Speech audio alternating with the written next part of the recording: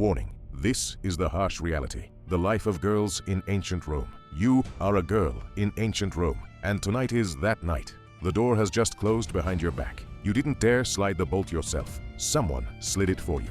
Outside, you can still hear laughter, the rough voices of men, the whispers of aunts. Somewhere deep in the house, the senior maid is already preparing that white sheet they will examine in the morning. In this room, nothing belongs to you. Not the dress, it was chosen for you. Not the husband, he was chosen for you. Not your body. Tonight it isn't you who judges it, but Rome.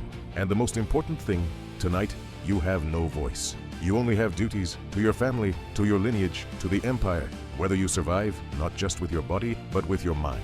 That's what we're about to test. Watch till the end. By the time we finish, you'll answer for yourself. Would you live through this first wedding night, or break already on the threshold? Now, one step back, but only one. You are still her.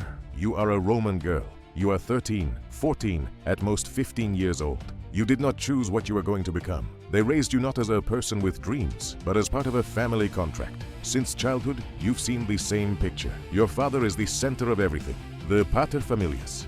He decides whom to talk to, whom to befriend, who is allowed into the house and who is pushed out. He decides who will be married off to the neighbor and who will be sent to another part of Italy. You played with dolls, and right next to you at the table, they weren't discussing your character or your favorite stories, but the size of your future dowry. From early on, you were taught that your future is not what I will be, but whose wife I will be. You are not Julia, Claudia, or Cornelia. You are someone's daughter, someone's future wife, someone's future mother.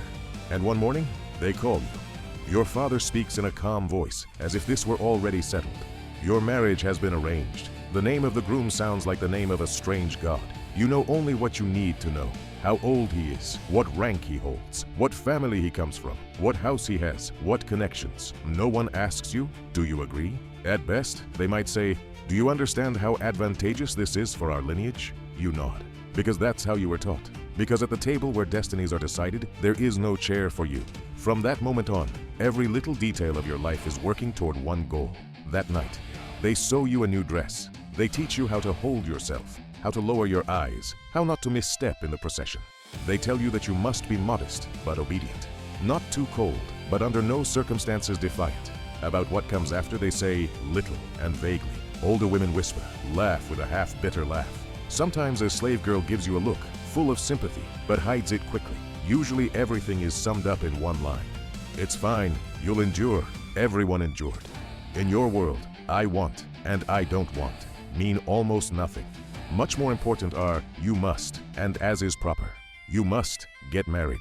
As is proper, leave legitimate children in your husband's house. Everyone who looks at you is already thinking not about you, but about the future babies you are supposed to produce. Your body hasn't even fully gotten used to adult life, and they already treat it as a resource for continuing the bloodline. Your virginity is seen as part of the deal. The dowry is money, goods, slaves. You are the virginity and the womb. Does it sound harsh? In Rome they simply called it a reasonable marriage. The wedding day arrives. In the morning you wake up in your father's house for the last time as his little girl. They take off your child's tunic. If you still played with dolls, they take those too. These are not just details. This is a ritual. You are leaving childhood behind. They pin your hair in a special style, place the bridal veil on you, put a small torch in your hand. You look into a bronze mirror and see a woman who you don't yet feel like you are. At the door stands the groom, surrounded by friends, relatives, clients. He might be only a few years older than you, or he might be twice your father's age. He could have been someone else if your father had made a different deal. He takes you by the hand, not asking whether you want that touch. It's part of the ritual. He leads you away from one house into another. You walk through the streets, neighbors, acquaintances, strangers, everyone is watching. Some murmur good wishes, some recall the size of the dowry, some weigh how advantageous this match is. You hear the jokes, mostly crude, about what awaits you that night, about whether you are ready for a real man. You smile modestly, you have to, and you pray no one notices how your hands are shaking. Your husband's house greets you like a fortress. You cross the threshold, and the world stops being what it was. Yesterday you were under your father's authority. Today you're under the authority of another man and his lineage. Your belongings come with you, part of your slave girls, your jewelry. But the most important thing that enters this house is not the chests, it's your new status. Lawful wife, from whom they expect descendants. They lead you to the family hearth. You must touch the fire, a sign that you now belong to this house. You speak a set phrase, something like, where you are, Gaius, I am Gaia. It doesn't matter what his real name is. What matters is the meaning. Your individual self dissolves into his. Around you are his mother, his sisters, his female relatives. They look at you critically. Is she too proud, too shy? Will she turn out to be barren? No one asks if you are afraid. Fear is a luxury. Your job is not to show it, so no one has a reason to whisper, "She's weak, she won't cope." And then the house grows quiet. The men go off to the men's rooms to finish their wine and talk business. Some of the women leave. Only the closest remain to help you undress and lead you to the marriage bed. They remove your wreath, loosen your dress. The body you yourself have barely ever looked at is now being examined by other women. Critically, practically. They might give you last-minute advice. Don't cry too loudly. The main thing is not to resist, or they'll think you're arrogant. Think of the children. This is for them. Not one of them says the word consent. It isn't needed. Everything has already been decided. They bring you to the bed. Someone touches your forehead in silence, in her own pagan way, asking the gods to be kind. Someone whispers a coarse joke to break the tension. You are left alone. For a few heartbeats, then the door opens. He comes in. You hardly know him. You've seen him a few times in public before, under supervision. You know how he speaks to your father. Maybe you've heard him laughing with his friends. How he behaves with women, you do not know at all. In his world, this night is the confirmation of a deal. He must prove he's a man in the eyes of the family. He must prove that the marriage has been consummated. In your world, this night is a point of no return. He might be gentle, awkward, patient. He might be rough, drunk, angry. He might come in exhausted from a long day, or fired up after the crude jokes of his friends. There is no script where you say no and everything suddenly stops. At best, you can ask him to put out the light. Try to delay the moment by asking some innocent question. Make a joke if you're brave enough. But at the core of this night, there is always the same thing. You are the one who is taken. He is the one who takes. Your body is tense. You don't know how much it will hurt. Snatches of childhood whispers come back. Blood, endure. That's how it is. He comes closer. His hands are heavy, warm, foreign. He smells of wine, oil, sweat. You try not to think, because thinking here means starting to go mad. Now let's freeze the frame for a second. What does survive actually mean in this situation? Physically, to get through pain, fear, maybe brutality. Not to die from injury, not to bleed out. Yes, that happened. Not to damage your body so badly that you suffer for years afterward. Socially, to survive in the eyes of both families, so that in the morning they see on the sheet what they need to see, so that the whispering doesn't start. What if she wasn't a virgin? So that no one says, "We were cheated." Psychologically, to somehow keep a sense of self. Not to turn instantly into an empty shell that lives only by other people's commands. Those are three different fronts you're fighting on at once, and you didn't choose any of them. Morning is the most terrifying judgment. You wake up before everyone else. Your body aches. It hurts between your legs. Your head buzzes as if you've lived not one night, but an entire life. He is beside you. Maybe he's sleeping peacefully. Maybe he's already up and off to his business, as if nothing special happened. Maybe he throws you a quick checking look. Was everything as it should be? The main thing is not him. The main thing is the bed linen. The white cloth they so carefully spread yesterday is now more important to you than any oath. If there is blood on it, that's one outcome. If there isn't, that's another.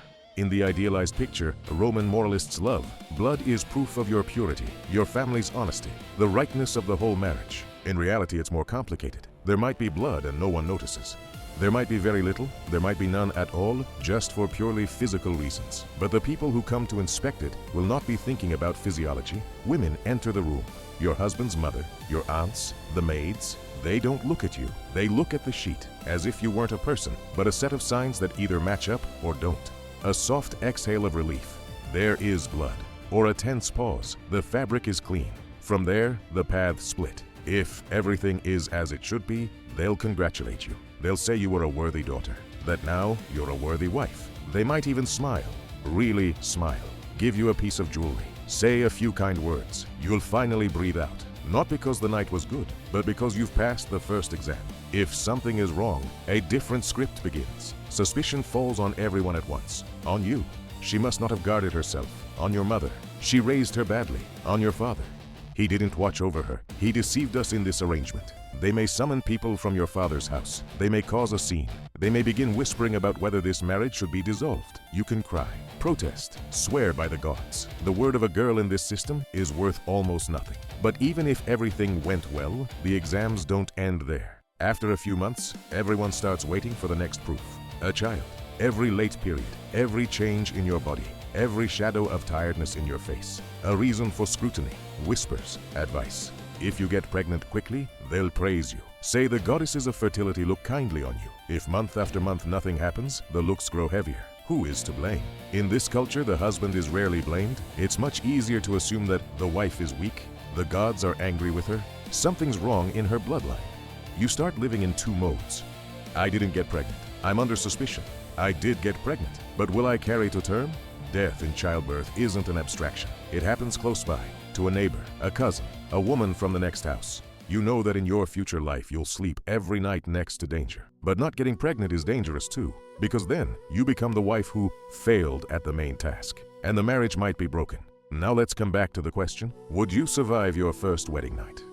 This is not only about whether you're still alive by dawn. Look at your path. You grew up in a world where your body is part of a family contract. Your first night is the confirmation of that deal. In the morning, your modesty and your pain become an object to inspect. After that, your entire life is judged by how successfully you produce children. How do you keep any sense of me inside all this? You don't have many options. The first, to break completely. To accept that you are nothing, that you're just a husk for obligations. Then you'll survive physically, but every year a little piece of you will die. Each time you're praised not for who you are, but for how many you've birthed. The second, to quietly resist inside. You can search for tiny islands of freedom, books, your own thoughts, conversations with one or two close slave women who have seen more of the world than it seems. You can try to see your husband not just as master, but as a person, if he allows it. You can try to build in this house at least one corner where you decide how to feed the children, whom to let near the hearth, whom to help.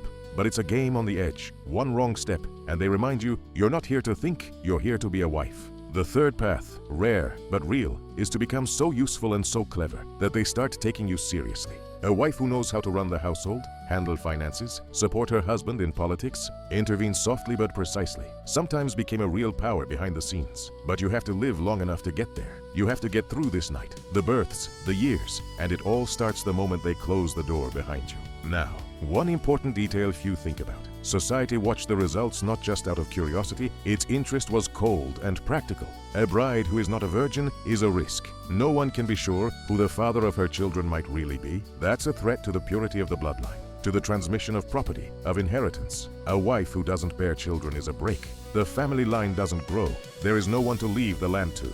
A wife who cheats is a danger. Foreign blood can slip into the lineage. A stranger can gain power through the bed.